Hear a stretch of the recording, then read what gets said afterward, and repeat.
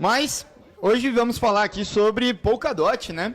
E por puro planejamento, né? A gente já sabia que o CEO da Polkadot, o vulgo Gavin Wood, iria sair hoje, pedir demissão. Então o Carlos já uma semana atrás já tinha definido que o Polkadot seria o tema aqui de hoje. Então eu queria primeiro começar com isso, cara. O que aconteceu que do nada o CEO da Polkadot vazou? Alguém sabe? Cara, na verdade tá corrigindo aí.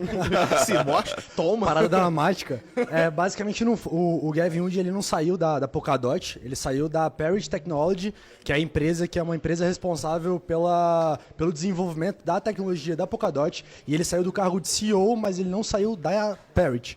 Na verdade, ele só mudou o cargo dele e agora ele foi para um cargo específico de tecnologia e um outro cofundador, um cara chamado, acho que Bjorn, esses nomes russos estranhos. Bjorn Wagner. Exatamente, ele já tá na Parrot há mais de 6 anos e agora ele vai assumir o papel de CEO. E assim, pode falar. Eu até posso fazer um parênteses, né? Eu acho que é legal primeiro quebrar essa ideia que as pessoas têm que, cara, uma cripto ou outra tem CEO. Perfeito. Na verdade, criptos, elas têm fundações, essas fundações, naturalmente, elas assumem no início da história de um protocolo um papel mais core naquilo, e aí, ao longo do tempo, pelo menos pensando num ponto de vista mais ideal, pensando em ethos cripto, etc., elas tendem a se distanciar. Foi, por exemplo, o caso da Ethereum Foundation. A Ethereum Foundation, quando começou, tinha, sei lá, o Gavin Wood como CTO, você tinha ali a figura do Vitalik, super importante, etc. Agora, ali desde 2017, por exemplo, todo esse time da Ethereum Foundation está se afastando, né, desvinculando ali dentro do core. Naturalmente, você ainda tem alguns core devs ali, funcionários da Ethereum Foundation, mas você está migrando ali para outras entidades, para uma GAF, para uma Prism, etc. Então, a saída do Gavin mudou um pouco nessa mesma dinâmica, né? Ele não parou de ser o CEO da Polkadot, até porque o Polkadot nunca teve um CEO, mas ele saiu ali do cargo de CEO da empresa core de desenvolvimento ali do ecossistema. Essa era a primeira coisa que eu queria puxar, inclusive, né? O Marco Silva, ele tá perguntando aqui. Ele tá falando, na verdade, né? Cripto mais CEO igual a centralizada. Cara, então, isso é uma coisa que particularmente eu tenho incômodo, porque, sinceramente, todo o ecossistema de cripto ele é centralizado. Tipo, se você for partir desse pressuposto. A gente tem que entender, cara, que cripto é uma invenção que existe há 15 anos, que basicamente existem, sei lá, meia dúzia de desenvolvedores no mundo, em cada um dos protocolos que sabe exatamente o que eles estão fazendo, e que praticamente todos os ativos, eles têm hoje pouquíssimos clientes, na verdade, por exemplo, o Bitcoin tem 90% dos clientes dentro do Bitcoin Core. Ethereum, talvez que seja mais centralizado nesse aspecto, tem 80% dos clientes na GAF, no layer de execução. Quando a gente vai para o layer de consenso, é mais descentralizado um pouco.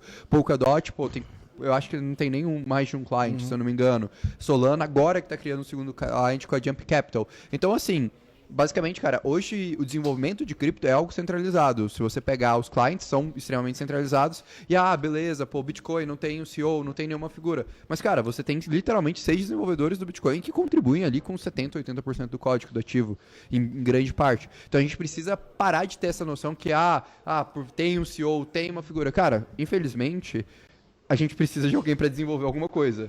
Não é como se a gente tivesse um mundo centralizado que magicamente um código de computador caiu do céu e agora a gente tem uma verdade absoluta, apesar de algumas pessoas acreditarem que isso é uma verdade.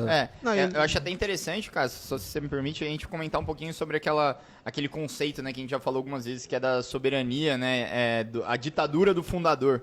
Né? Eu acho que esse é um plano muito interessante, porque quando a gente analisa projetos de tecnologia, né, que são realmente os tokens, né, de cripto, basicamente eles são empresas de tecnologia. E uma empresa, principalmente quando ela está no começo, talvez ali depois de 20, 30 anos, ela consegue meio que girar sozinha, de uma forma ali descentralizada. Mas no começo, quem já começou uma empresa sabe que você não tem como ir para frente se não tiver alguém ali com skin in the game que vai ganhar com isso, levando o projeto ali para frente. Então sim, não parem de pensar assim nos projetos de cripto como tem que ser descentralizado 100% a todo tempo, né?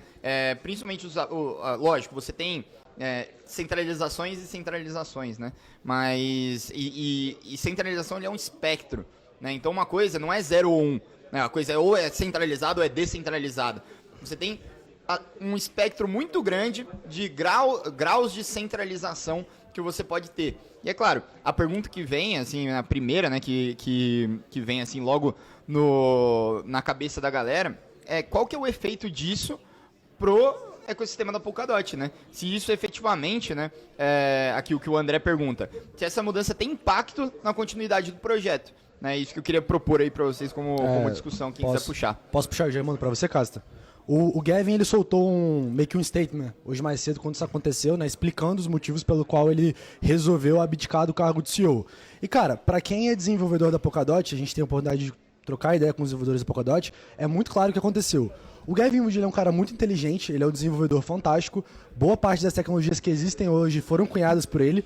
O próprio Yellow Paper da Ethereum foi ele que desenvolveu, só que ele é um excelente desenvolvedor. Quando ele fundou a Polkadot, ele automaticamente virou o CEO, mas naturalmente aquele não é como se fosse um cargo ideal para ele. Ele é um bom builder, cara. Ele é um bom cara que vai sentar 10 horas e vai inventar uma feature nova para Polkadot altamente revolucionária. Um CEO, na sua natureza, ele tem que ser um cara que tem uma visão holística, ele tem que ser um cara que está disponível para todo mundo, ele tem que ter um cara que tem uma visão, cara, sabe exatamente tudo que está acontecendo dentro da empresa dele. E o Gavin não era uma pessoa, e assim, não é palavras minhas, é palavras do próprio Gavin. Ele não se via como aquele fosse o lugar dele. Só que ele é um puta desenvolvedor. Então o que ele fez? Ele migrou pro cargo que ele deveria estar, que é um cargo de chefe de arquitetura, algo do gênero. E, cara, deixa eu só puxar um comentário aqui muito legal que tem do Lauro, né? Nosso parceiro aí que fala muito sobre Polkadot. Inclusive, tá devendo pra gente vir aqui no Casual Crypto falar sobre o Polkadot. Tem Mercurius Day, pô. Mercurius Day, Lauro. Você tava no último Mercurius Day aí, dia 3 de dezembro, queremos você lá, novamente. Ele fala, boa noite, meus caros. A Polkadot não tem CEO, a Parity sim. A saída do Gavin não muda nada, pelo contrário, é uma conquista. É algo que ele nunca quis fazer. Agora ele pode focar no que realmente gosta, que é codar. Isso é muito interessante para quem não conhece o Lauro aí, sigam ele no Twitter. Ele é um dos embaixadores, né, da Polkadot, trabalha com a Kusama, com basicamente todo o ecossistema ali da Polkadot, e já tem muita live aqui com ele no canal. Sempre que a gente vai falar sobre Polkadot, a gente fala com ele. Então é muito interessante, né, a visão de alguém que está dentro do ecossistema, mostrar que a saída do Gavin, na verdade, ele tem é quase contra-intuitivo. Né? Sim, sim. Na verdade, é uma conquista e não algo que muda, né, o protocolo. Cara, eu acho que faz parte de um movimento que cripto está vivendo de institucionalização do mercado de cripto, sabe? A gente, por exemplo, quando a gente foi nas conferências, a gente sentiu muito, eu particularmente senti isso muito do time da Chainlink, senti isso do time da Ethereum Foundation também, que foi, cara, a gente parou de ser um grupo de desenvolvedores organizados que, enfim, estavam trabalhando em frente a um ethos, e agora a gente é um grupo de desenvolvedores organizados, mas que naturalmente a gente não tem mais uma coisa que vale alguns milhões, mas a gente tem coisas que valem alguns bilhões de dólares, e que a gente precisa compreender, interpretar e saber direcionar essas coisas para que essas coisas evoluam da forma correta. E naturalmente, não necessariamente uma pessoa com o skill técnico vai ser o melhor cara para isso. Sei lá, pegar até por exemplo, o Mercurius, cara. Tipo, pô, aqui, por exemplo, eu, o Casta, o Igor, a gente é research, cara. A gente gosta de pesquisar. O nosso trabalho, a nossa habilidade é passar 10 horas por dia estudando, entendendo o mercado. A gente não vai conseguir fazer um planejamento estratégico da Mercurius, pensando em growth, pensando em outras variáveis de produto. Aí, por exemplo, um cara como o Danilo entra na research, onde o Faria, que é o CEO da Mercurius, entra parte estratégica, onde o Pedrinho entra como CMO. Então é natural que você tenha essa distinção, e eu acho que é um sinal ainda melhor, é um sinal que cripto está sabendo amadurecer e entender esse processo, que é um processo tão necessário pra gente viver. Então eu acho que, assim, pra mim, eu vejo uma coisa positiva pra caramba, assim, eu fico feliz que cripto tá tendo essa noção de amadurecimento,